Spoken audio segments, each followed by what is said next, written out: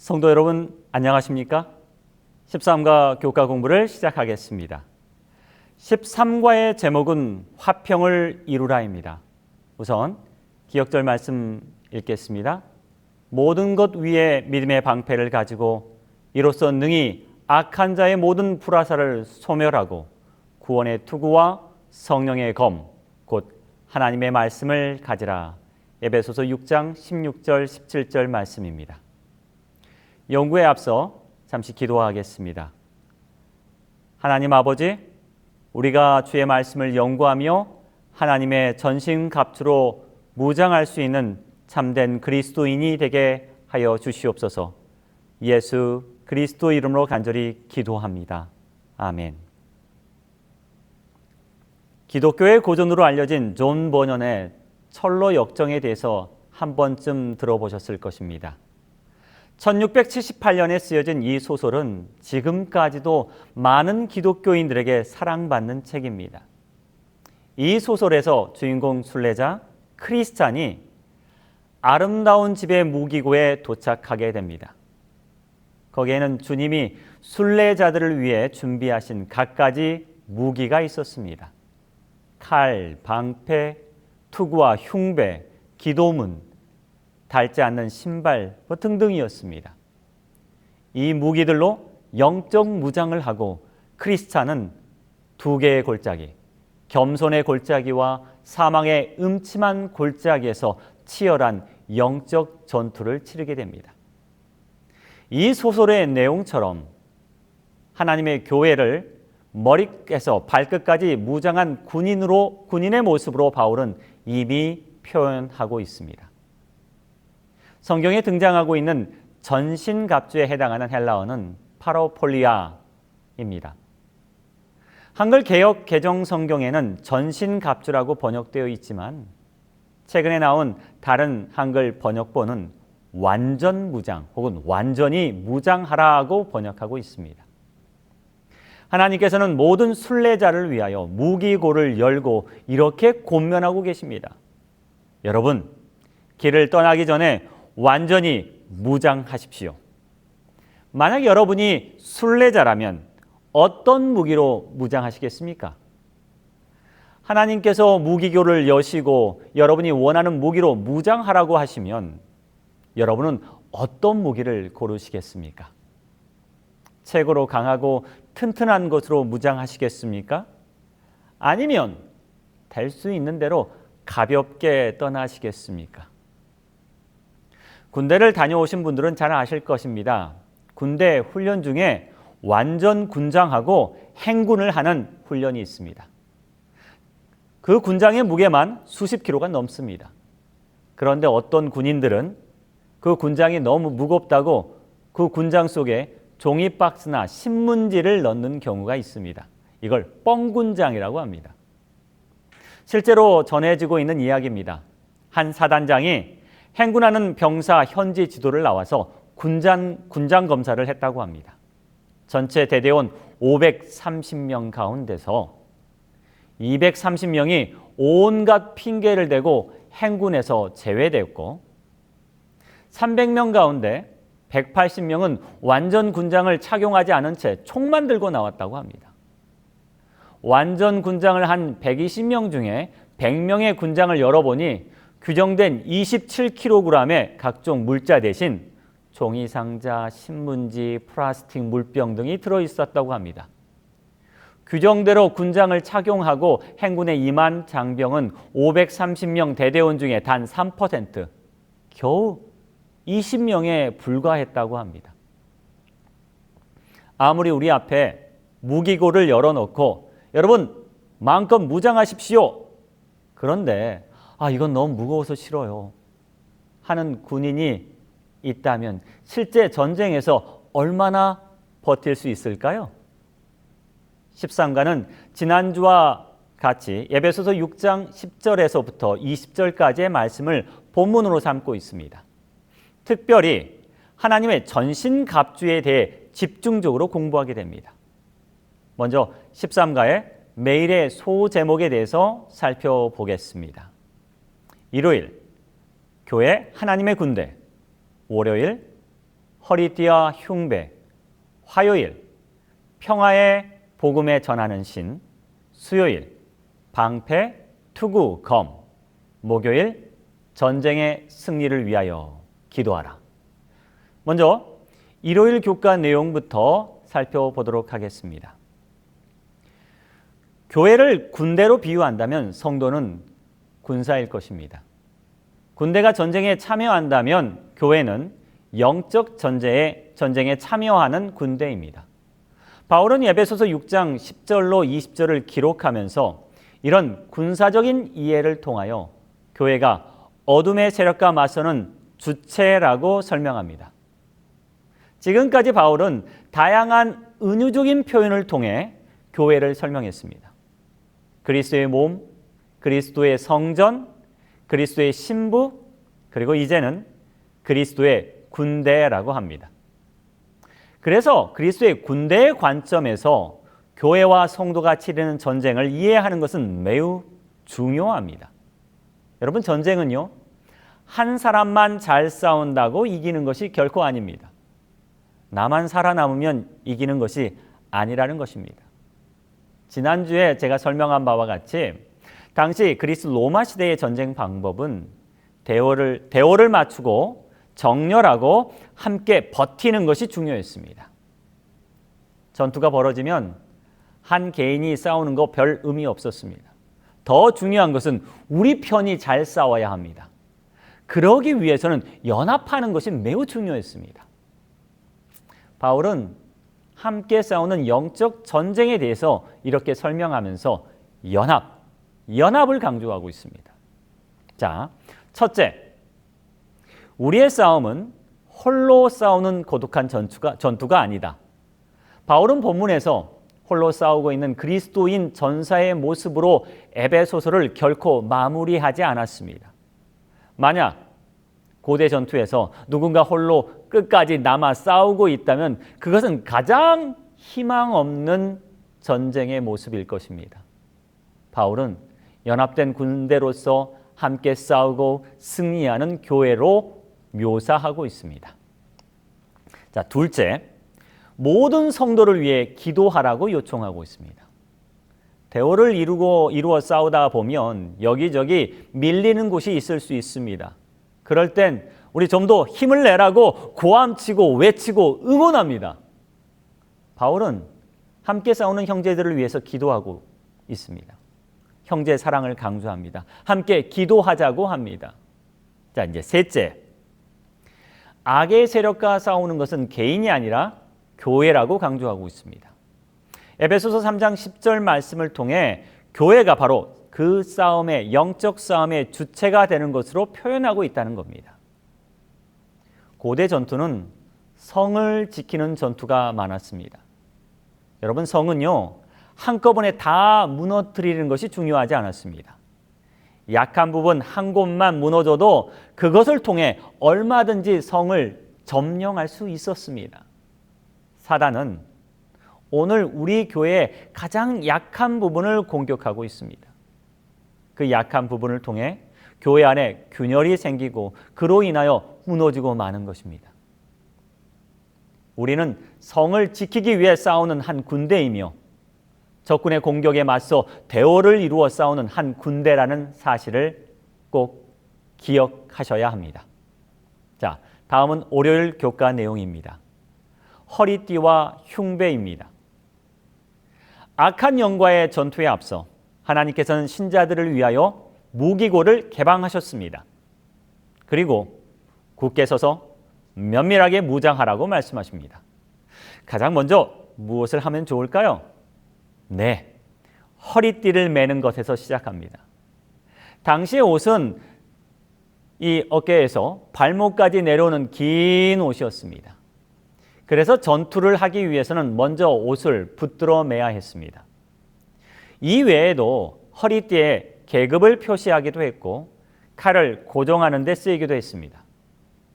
바울은 진리로 허리띠를 띠라고 권면합니다. 이런 표현은 구약 성경에 많이 쓰이고 있습니다. 시편 65편 6절, 주는 주의 힘으로 산을 세우시며 권능으로 띠 띠를 띠시며 시편 18편 32절 이 하나님의 힘으로 내게 띠 띠우시며 내 길을 완전하게 하시며 이사야 11장 5절 공의로 그의 허리띠를 삼으며 성실로 그의 몸의 띠를 삼으리라. 그리스도의 군사된 자들로 전투에 대비합니다. 즉시 행동하기 위해서 대응 태세를 갖추게 하는 것이 바로 진리입니다. 진리로 무장한 자들은 영적 싸움에 나갈 준비가 되었다는 사실을 보여주고 있습니다. 교회 성도들이 항상 진리로 허리띠를 띠고 있어야 합니다. 베드로전서 3장 15절 말씀에 너희는 너희 속에 있는 소망에 관한 이유를 묻는 자에게 대답할 것을 항상 준비하라고 말하고 있습니다. 자, 두 번째 소개하고 있는 것은 의의 흉배입니다. 이 흉배는 우리 가슴이나 폐, 심장을 보호하기 위해서 앞을 가리는 금속을 말합니다. 이 말씀은 본래 이사야 59장 17절 공의를 갑옷으로 삼으시며 라는 말씀에서 인용되었습니다. 에베소서 4장 24절에는 하나님을 따라 의와 진리의 거룩함으로 지으심을 받은 새 사람을 입으라라고 말하고 있지요. 곧 진리의 허리띠와 의의 흉배는 성도를 새 사람으로 바꾸어 주는 것입니다. 하지만 이것이 인간의 공로나 선행으로 얻어지는 것은 결코 아닙니다. 하나님의 선물입니다. 하나님께서 그분의 무기고를 열으셨습니다. 하나님께서 제공하시는 진리와 의는 성도의 삶을 보호해주고 성도를 새롭게 새로운 사람으로 만들어주는 것입니다. 오늘날 수많은 이단들이 이 세상에 생겨나고 있습니다. 많은 사람들은 유행에 취해 있습니다. 세상의 가치관들을 따르는 사람들과 교회의 진리는 충돌하고 있습니다. 그 가운데서 진리의 허리띠와 의의 흉배로 무정한 사람들은 이러한 세상의 조류와 공격에서 보호받을 수 있습니다. 교가의 저자는 이렇게 말합니다. 신자들은 하나님의 보호의 선물인 의가 제공하는 영적 보호를 경험해야 한다. 네, 여러분 이런 경험을 꼭 하시길 바랍니다. 하나님의 의에 따라 행동할 때 우리는 공격받을 수 있습니다. 그러나 그 가운데 하나님의 보호를 받는 경험도 하게 될 것입니다. 이스라엘 백성들이 하나님의 명령에 따라 출애굽했을 때 바로의 군대의 공격을 받게 되었습니다. 다니엘의 세 친구들이 하나님의 명령에 따라 금신상에게 절하기를 거부했을 때 다른 이들의 모함을 받아 풀무불에 들어가야 했습니다.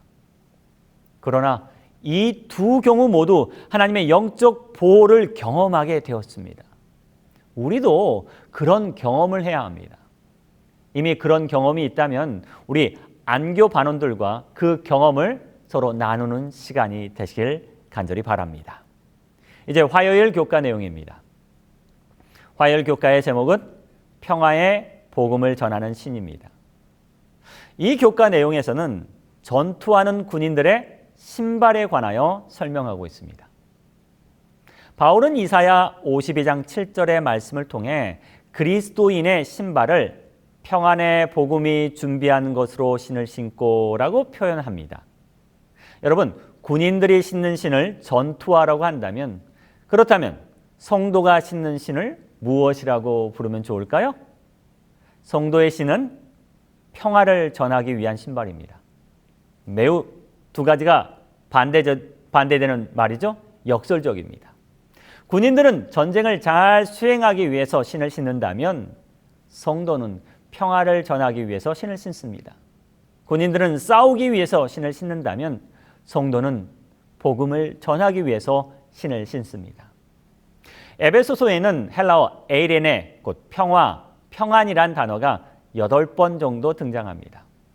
그런데 이 단어가 쓰인 경우를 보면 대부분 그리스도께서 행하신 평화의 사역이라고 설명합니다.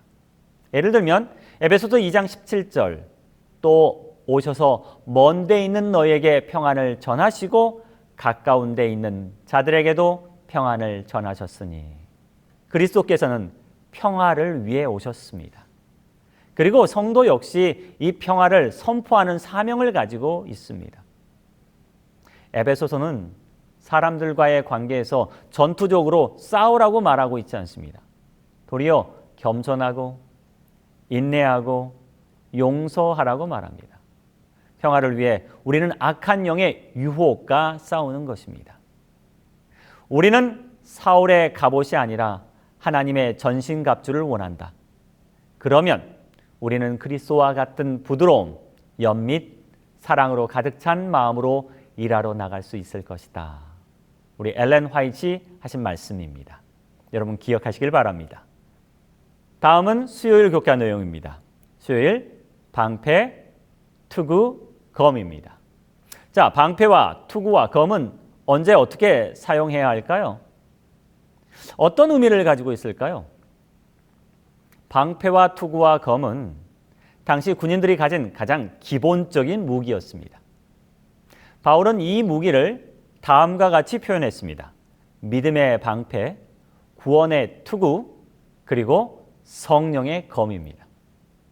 방패는 보통 방어용 무기입니다. 로마 군병들이 커다란 장방형의 방패를 가지고 있었습니다. 보통 이 방패는 나무로 만들고 그 위에 가죽을 입히거나 물에 담구어서 적들의 불화살도 막아낼 수 있었습니다. 신약 성경에는 방패라는 헬라어 단어가 이곳에서 단 한 번밖에 쓰이지 않고 있지만 구약 성경에는 당신의 백성을 보호하시는 하나님을 상징하는 것으로 아주 자주 등장하고 있습니다. 예를 들면 창세기 15장 1절 아브라함아 두려워 말라 나는 내 방패요. 시편 3편 3절 말씀 여호와여 주는 나의 방패시요 나의 영광이시요. 믿음의 방패는 매우 적절한 은유라고 생각합니다. 자, 이제 두 번째입니다. 두 번째, 투구는 구원의 투구라고 표현하고 있습니다. 로마의 전투 투구는 철이나 청동으로 만들어져 머리, 목, 귀, 이마, 뺨을 보호했습니다. 그럼 투구와 구원은 어떤 관계가 있을까요? 이사야 59장 17절에 답을 찾을 수 있습니다. 구원을 자기의 머리에 써서 투구로 삼으시며 데살로니가전서 5장 8절에도 구원의 소망의 투구라고 더 구체적으로 표현이 나와 있습니다.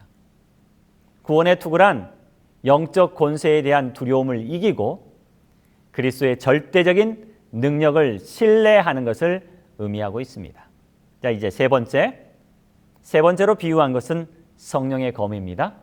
자, 성령의 검, 하나님의 말씀을 의미합니다. 성령의 검은요, 유일하게 공격 무기입니다. 이 검은 날카롭고 짧은 검을 말하고 있습니다.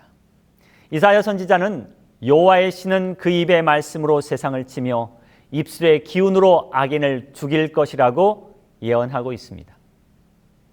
성도는 악과의 전쟁에서 오직 하나님의 말씀을 무기로 삼습니다.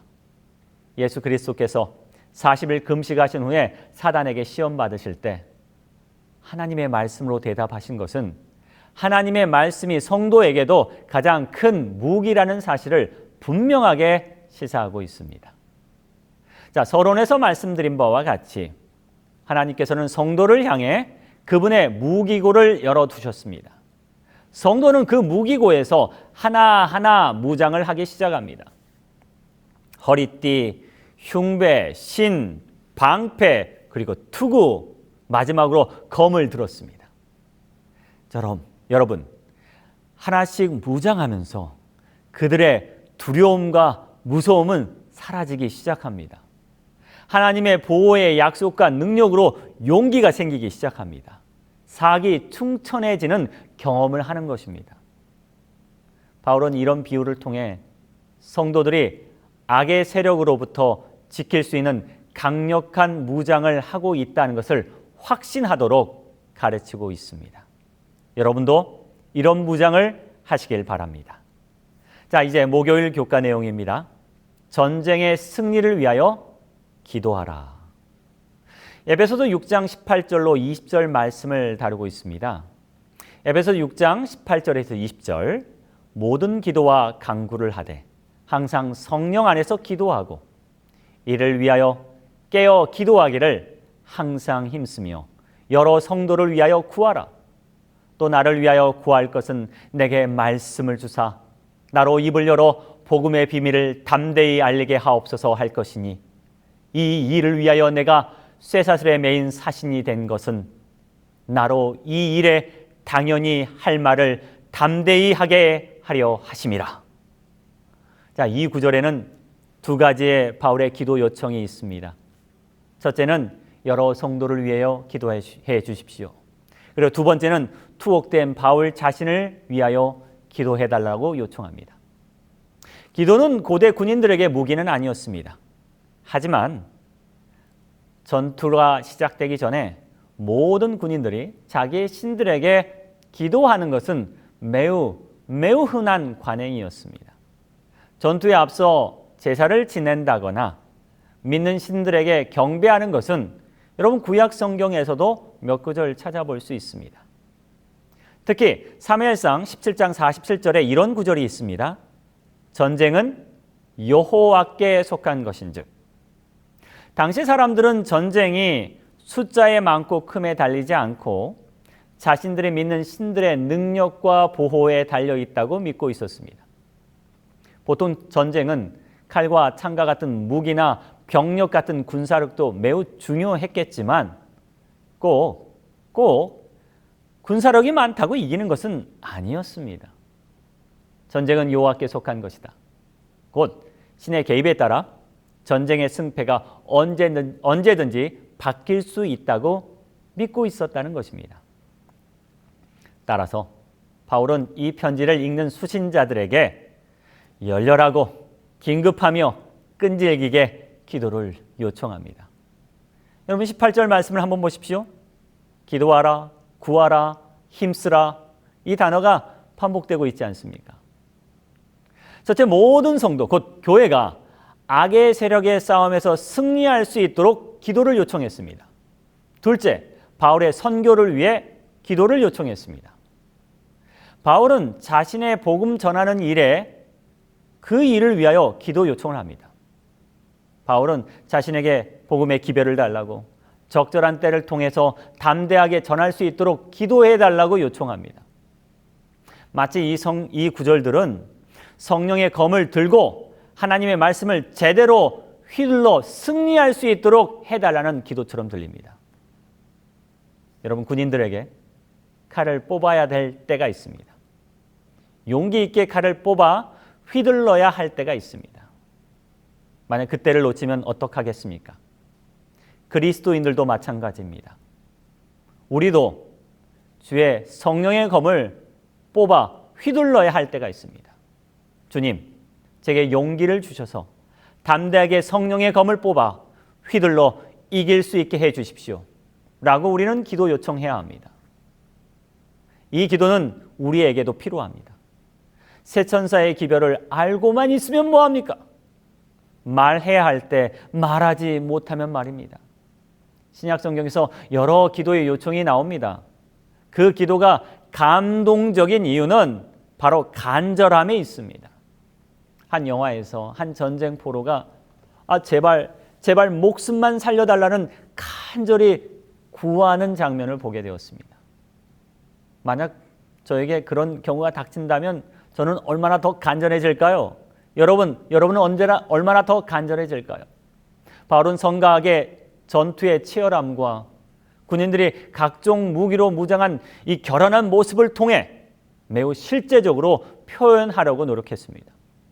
특히 간절한 기도와 간구의 필요성을 부각하고 있습니다. 사실 전쟁을 경험해 보지 못한 세대는 전쟁의 비참함을 알 수 없습니다. 만약 우리가 대쟁투를 제대로 알지 못한다면 바울의 이 간절한 간구를 이해할 수 없을지도 모릅니다. 그래서 저는 여러분에게 꼭 각 시대의 대쟁투를 꼭 읽어보시라고 부탁드립니다. 이 영적 대쟁투의 치열함 속에서 우리는 지금 어디에 서 있는지 깨닫게 되기를 바랍니다. 전투를 앞서서 이 병사들의 간절함으로 우리가 이 기도에 동참하게 되기를 바랍니다. 우리의 기도가 간절하면 간절할수록 우리의 마음도 더 뜨거워질 것입니다. 이제 마지막 금요일 더 깊은 연구를 위해서 만약 전투 중인 군대가 연합하여 하나가 되어 싸우지 않거나 적군의 공격으로 혼란에 빠지게 되면 생길 수 있는 위험성을 이 부분에 대해서는 이야기하고 있습니다.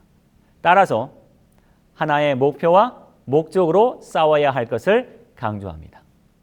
또한 바울이 자신에 대한 비유를 언급했습니다. 쇠사슬의 메인 사신. 이 비유 안에는 많은 것을 내포하고 있습니다. 간략하게 정리하면 첫 번째, 바울은 개인적인 잘못 때문에, 개인적인 범죄 때문에 감옥에 갇힌 상황이 아니라는 것입니다. 두 번째, 이스라엘 소망을 위하여 쇠사슬에 매인 바가 되었다라고 고백합니다. 세 번째, 바울은 주님의 종으로서 신성하고 중요한 위치를 가졌음을 매우 자랑스러워합니다. 네 번째, 복음 전하는 자의 영광스러운 호칭이자 동시에 고난받는 사도로 상징하고 있습니다. 여러분 자신을 어떻게 비유하시겠습니까? 여러분은 영적 대쟁투의 현장, 어디에서 어떤 모습으로 계신지 한번 스스로 표현해 보시면 좋을 것 같습니다. 네, 이상으로 13과 교과 해설을 마치겠습니다. 여러분 감사합니다.